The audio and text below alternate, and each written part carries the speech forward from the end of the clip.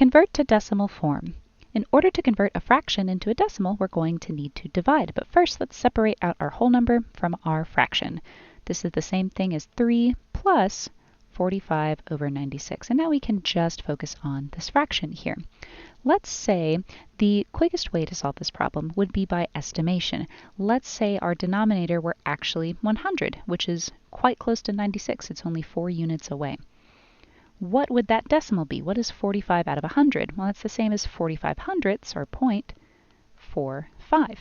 So, by estimation, this fraction here would be 3.45. And if we look at our answer choices, there's only one option that is close to 3.45, and that would be 3.46875, making B our correct answer.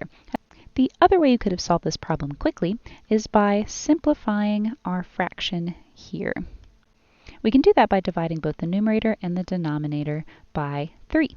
So 3 can go into 45 15 times, 3 can go into 9 3 times, and 3 can go into 6 2 times, giving us 32 as our denominator. And now that we have a more simplified fraction, it will be easier to divide, right? Because a fraction is just a division problem, numerator divided by denominator. So we can set up long division down here. 32 cannot go into 15, so we'll have to add a decimal, add a 0, and now we can say, how many times can 32 go into 150? Well, I know that 30 can go into 155 times evenly, so if 32 is a bigger number than 30, let's pick a number smaller than 5. Let's try 4. 32 times 4.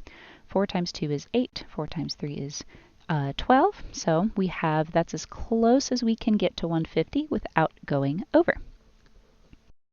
And before we do any more math, we can see that our first digit of our decimal, our tens place, should be a 4, and the only answer choice with a 4 in the tens place is answer choice B. At that point, you could mark B and move on with the rest of your test. However, for the sake of the video, I'll go ahead and show you the full solution.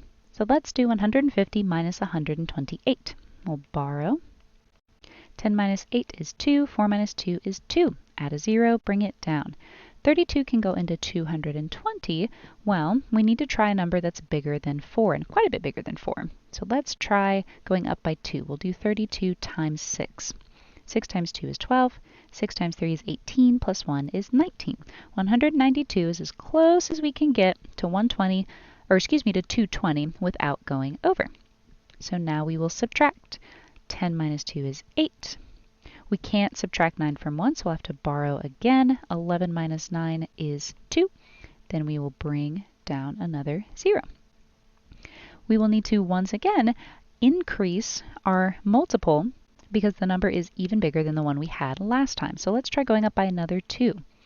Let's see, 32 times 8. 8 times 2 is 16. 8 times 3 is 24, plus 1 is 25. So we have 256, and that is as close as we can get to 280 without going over. So now we subtract once again. 10 minus 6 is 4. 7 minus 5 is 2. Bring down another 0.